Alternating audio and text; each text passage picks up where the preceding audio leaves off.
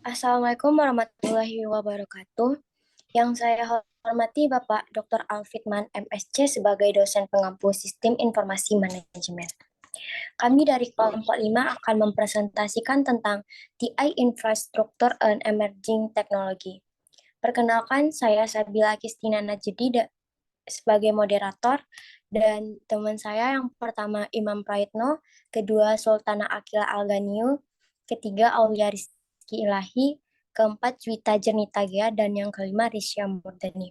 Baiklah teman-teman, langsung saja ke penjelasan materi yang akan dijelaskan oleh Rizky. Kepada Rizky.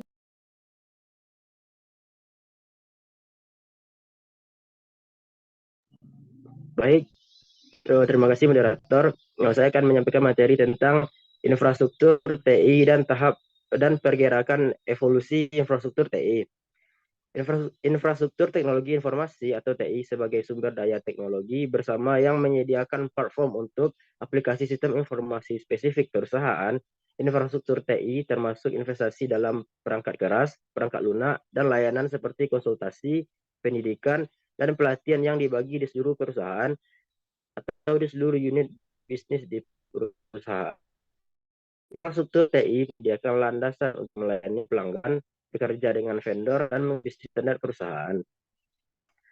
Macam-macam layanan infrastruktur TI. Yang pertama, layanan telekomunikasi.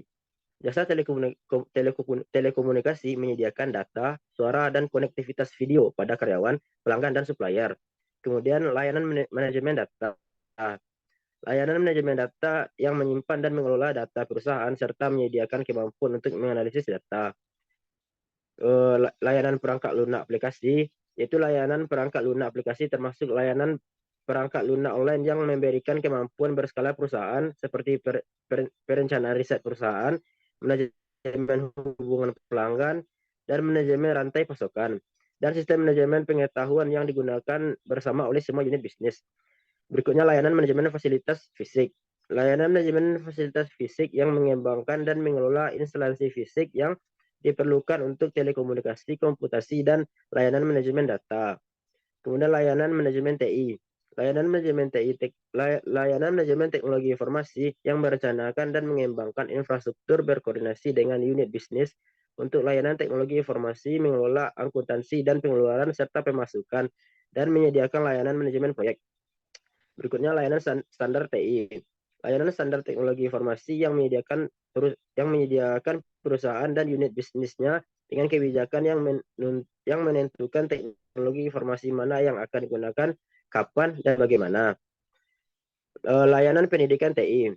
Layanan pendidikan teknologi informasi yang memberikan pelatihan, penggunaan sistem kepada karyawan, dan menawarkan pelatihan kepada manajer tentang cara merencanakan dan mengelola investasi teknologi. Kemudian yang terakhir layanan penelitian dan pengembangan TI yang memberikan perusahaan penelitian tentang potensi proyek dan investasi teknologi informasi di masa depan yang dapat membantu perusahaan membedakan dirinya di pasar. Materi selanjutnya evolusi infrastruktur TI. Infrastruktur TI dalam organisasi saat ini merupakan hasil dari evolusi lebih dari 50 tahun dalam platform komputasi. Yang pertama itu era general purpose mainframe dan mini komputer dari tahun 1959 hingga sekarang. Pengenalan mesin bertransistorisasi IBM 1401 dan 7090 pada tahun 1959 menandai dimulainya penggunaan komputer mainframe secara komersil secara luas. Pada tahun 1965 komputer mainframe benar-benar muncul dengan diperkenalkannya seri IBM 360.360 adalah komputer yang komersial pertama yang dapat menyediakan pembagian waktu, multitasking, dan memori virtual dalam model yang lebih canggih. IBM telah mendominasi komputerisasi mainframe sejak saat ini. Kemudian era komputer pribadi tahun 1981 hingga sekarang. Meskipun komputer pribadi atau PC pertama yang benar-benar muncul pada tahun 1970, mesin ini hanya didistribusikan secara terbatas ke penggemar komputer. Kemunculan IBM PC pada tahun 1981 biasanya dianggap sebagai awal era PC karena Mesin ini pertama kali diadopsi secara luas oleh kalangan bisnis. Pada awalnya, penggunaan sistem operasi DOS, bahasa perintah berbasis teks, dan kemudian sistem operasi Microsoft Windows, komputer PC Intel menjadi komputer pribadi desktop standar. Kemudian era klien atau server tahun 1983 hingga sekarang. Dalam komputasi klien, komputer desktop atau laptop yang disebut klien tersebut ke jaringan komputer server yang kuat yang menyediakan komputer klien dengan berbagai layanan dan kemampuan. Pengerjaan pemrosesan komputer dibagi antara dua jenis ini. Klien adalah titik masuk pengguna, sedangkan server biasanya memproses dan menyimpan data bersama, menyajikan halaman web, atau mengelola aktivitas jaringan. Istilah server mengacu pada aplikasi perangkat lunak dan komputer fisik tempat perangkat lunak jaringan berjalan. Server bisa menjadi mainframe, tapi hari ini komputer server biasanya versi yang lebih kuat dari komputer pribadi. Baik, sekian dari saya kembalikan kepada moderator. Terima kasih kepada Rizky, dan selanjutnya akan dijelaskan kepada Jui. Jui, dipersilakan. Baiklah, yang selanjutnya komponen infrastruktur TI. Yang pertama, platform perangkat keras komputer. Perusahaan di seluruh dunia diperkirakan menghabiskan 688 miliar dolar untuk perangkat-perangkat keras komputer pada tahun 2020, termasuk mainframe, server, PC, tablet, dan telepon pintar. Semua perangkat ini merupakan platform perangkat keras komputer untuk komputasi perusahaan di seluruh dunia. Jumlah data dan untuk menangani beban kerja besar di pusat komputasi awan. Mainframe masih merupakan pekerja keras digital untuk jaringan perbankan dan telekomunikasi yang seringkali menjalankan program perangkat lunak yang lebih tua dan memerlukan platform perangkat keras tertentu. Kini hanya IBM yang menjadi satu-satunya penyedia mainframe. IBM juga telah menggunakan kembali sistem mainframe-nya sehingga dapat digunakan sebagai server raksasa untuk jaringan perusahaan dan situs web perusahaan. Satu mainframe IBM dapat menjalankan ribuan contoh perangkat lunak, Linux atau Windows Server, dan mampu menggantikan ribuan server yang lebih kecil. Yang kedua, platform sistem operasi. Sistem operasi terkemuka untuk server perusahaan adalah Microsoft Windows Server, Unix, dan Linux. Microsoft Windows Server mampu menyediakan sistem operasi dan layanan jaringan di seluruh perusahaan dan menarik bagi organisasi yang mencari infrastruktur TI berbasis Windows. Unix dan Linux dapat diskalakan andal dan jauh lebih murah daripada sistem operasi mainframe. Mereka juga dapat berjalan di berbagai jenis prosesor. Penyedia utama sistem operasi Unix adalah IBM, HP, dan Oracle Sun. Masing-masing dari versi yang sedikit berbeda dan sebagian tidak kompatibel. Yang ketiga, aplikasi perangkat lunak perusahaan. Perusahaan di seluruh dunia diperkirakan menghabiskan sekitar 503 miliar dolar pada tahun 2020 untuk perangkat lunak untuk aplikasi perusahaan yang diperlakukan sebagai komponen infrastruktur TI. Penyedia perangkat lunak aplikasi perusahaan terbesar adalah SAP dan Oracle. Juga termasuk dalam kategori ini adalah perangkat lunak middleware yang disediakan oleh vendor seperti IBM dan Oracle untuk mencapai integrasi menyeluruh dengan menghubungkan sistem aplikasi perusahaan yang ada. Microsoft berusaha untuk pindah ke ujung bawah pasar ini dengan berfokus pada usaha kecil dan menengah. Yang keempat, manajemen dan penyimpanan data. Perangkat lunak manajemen basis data perusahaan bertanggung jawab untuk mengatur dan mengelola data perusahaan sehingga dapat diakses dan digunakan secara efisien. Penyedia perangkat lunak basis data terkemuka adalah IBM, Oracle, Microsoft, dan SAP Sybase. MySQL adalah produk database relasional sumber terkemuka Linux yang sekarang dimiliki oleh Oracle Corporation dan Apache Hadoop yang merupakan kerangka kerja perangkat lunak sumber terbuka untuk mengelola komponen data yang sangat besar. Yang kelima, platform jaringan atau telekomunikasi. Perusahaan di seluruh dunia diperkirakan membelanjakan 1,5 triliun dolar untuk layanan telekomunikasi pada tahun 2020. Windows Server sebagian besar digunakan sebagai sistem operasi jaringan area lokal, diikuti oleh Linux dan Unix. Jaringan area perusahaan yang besar dan luas menggunakan beberapa varian Unix. Yang keenam, platform internet. Platform internet mencakup perangkat keras, perangkat lunak, dan layanan manajemen untuk mendukung situs web perusahaan, termasuk layanan hosting web, router, dan peralatan kabel atau nirkabel. Layanan hosting web memelihara server web besar atau serangkaian server, dan menyediakan ruang bagi pelanggan yang membayar biaya untuk memelihara situs web mereka. Revolusi internet benar-benar menciptakan ledakan di komputer server, dengan banyak perusahaan mengumpulkan ribuan server kecil untuk menjalankan operasi internet mereka. Yang ketujuh, layanan konsultasi dan integritas. Saat ini bahkan sebuah perusahaan besar tidak memiliki staf, keterampilan, anggaran atau pengalaman yang diperlukan untuk menerapkan memelihara seluruh infrastruktur TI-nya. Perubahan signifikan dalam proses bisnis dan prosedur pelatihan dan pendidikan dan integrasi perangkat lunak. Perusahaan konsultan terkemuka yang menyediakan keahlian ini antara lain Accenture, IBM Global Service, HP, Infosys, dan Wipro Technologies.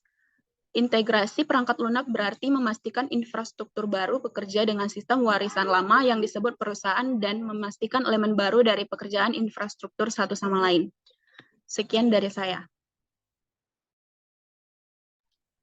Terima kasih kepada Jui dan selanjutnya akan dijelaskan oleh Imam. Kepada Imam dipersilakan. Baik, terima kasih moderator. Mungkin saya akan mempresentasikan materi kami berikutnya, itu tentang tren platform hardware kontemporer. Mungkin dimulai dari yang pertama, itu adalah platform mobile digital atau mobile platform. Yaitu mobile itu sendiri berasal dari kata sifat yang berarti dapat bergerak atau dapat digerakkan dengan bebas dan mudah. Namun mobile dapat pula diartikan sebuah benda yang berteknologi tinggi dan dapat bergerak tanpa menggunakan kabel, contohnya seperti smartphone dan juga tablet. Sedangkan platform adalah sebuah wadah digital yang banyak dipakai manusia untuk keperluan. Oleh karena itu, mobile platform itu sendiri adalah suatu sistem operasi yang mengendalikan sistem dan kinerja pada barang elektronik yang dapat bergerak, mirip dengan fungsi Windows atau Mac pada desktop atau laptop. Tapi ini dalam bentuk sederhana, itu dalam bentuk smartphone yang paling banyak dipakai di dunia, itu adalah Android dan juga iPhone. Selanjutnya yang kedua adalah konsumerisasi teknologi informasi. Itu adalah penggunaan teknologi informasi oleh perusahaan yang melandaskan eksistensinya di pasar konsumen. Yang ketiga adalah komputasi kuantum, yaitu adalah mencakup penelitian perangkat keras dan pengembangan aplikasi. Komputer kuantum mampu memecahkan tipe masalah tertentu lebih cepat daripada komputer klasik dengan memanfaatkan efek mekanika kuantum seperti superposisi dan interferensi kuantum. Beberapa aplikasi di mana komputer kuantum dapat memberikan peningkatan kecepatan semacam itu meliputi machine learning atau pengoptimalan dan simulasi sistem fisik. Kasus penggunaan pada akhirnya dapat berupa optimasi portofolio di bidang keuangan dan juga memecahkan masalah yang saat ini mustahil dilakukan bahkan di superkomputer yang paling kuat di pasar. Yang ketiga adalah virtualisasi. Virtualisasi adalah teknologi yang dapat digunakan untuk membuat representasi virtual dari server, penyimpanan, jaringan, dan mesin fisik lainnya. Perangkat lunak virtual meniru fungsi perangkat keras fisik untuk menjalankan beberapa mesin virtual secara bersamaan pada satu mesin fisik. Bisnis menggunakan virtualisasi untuk memanfaatkan sumber daya perangkat keras mereka secara efisien dan mendapatkan pengembangan yang lebih besar dari investasi mereka. Dan yang terakhir adalah cloud computing atau komputasi awan, yaitu adalah metode penyampaian berbagai layanan melalui internet. Sumber daya yang dimaksud contohnya adalah aplikasi seperti penyimpanan data, server, database, jaringan, dan perangkat lunak.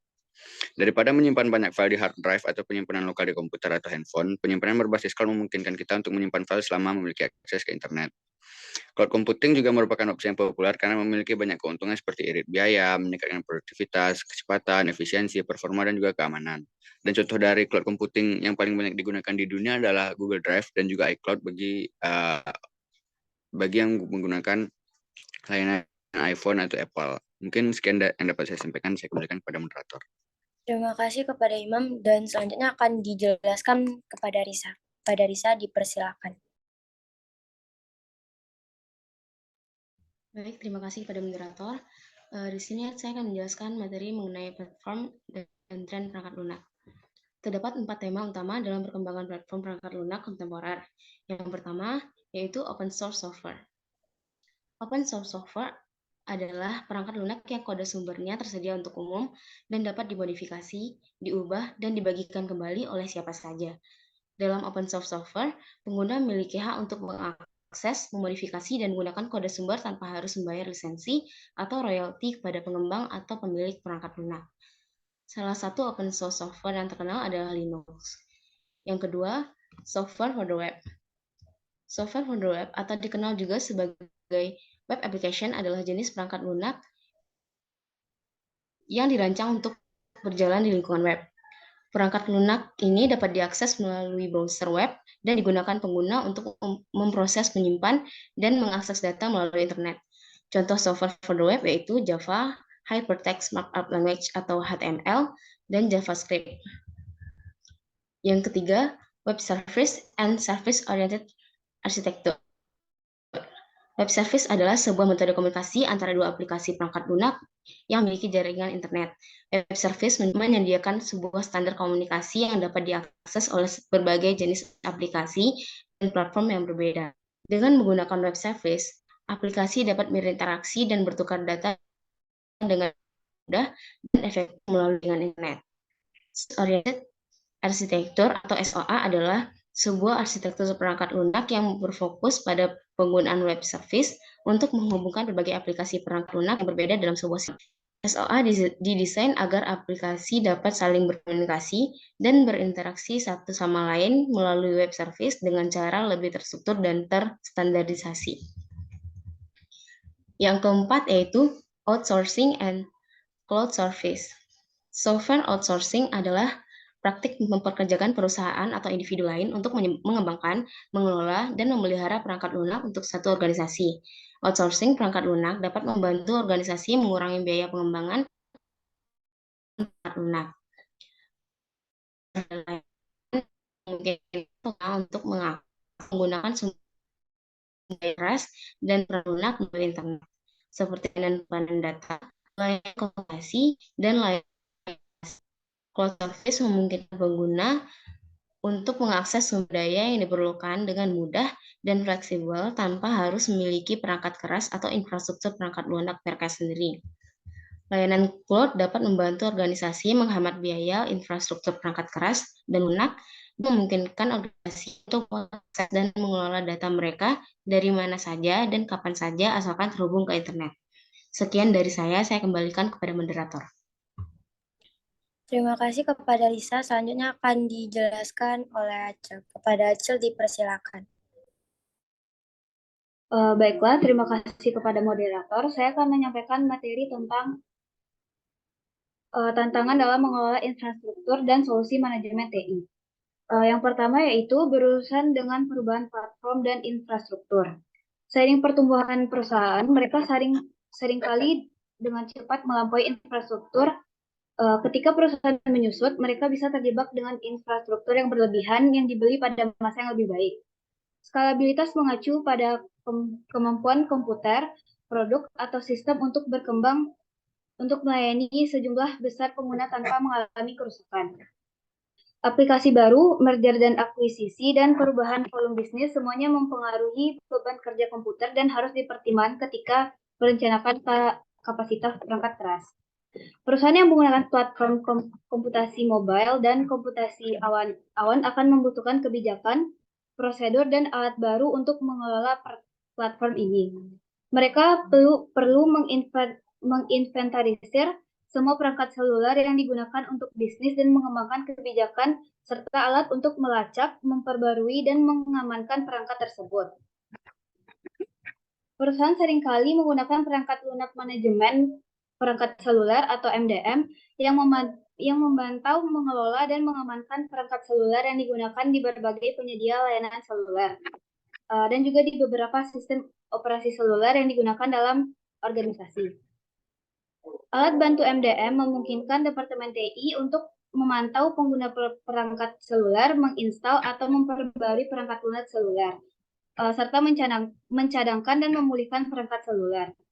Perusahaan yang menggunakan komputasi awan perlu membuat pengaturan kontrak baru dengan vendor jarak jauh untuk memastikan bahwa perangkat keras dan perangkat lunak memiliki aplikasi penting selalu tersedia saat dibutuhkan dan memenuhi standar keamanan informasi perusahaan.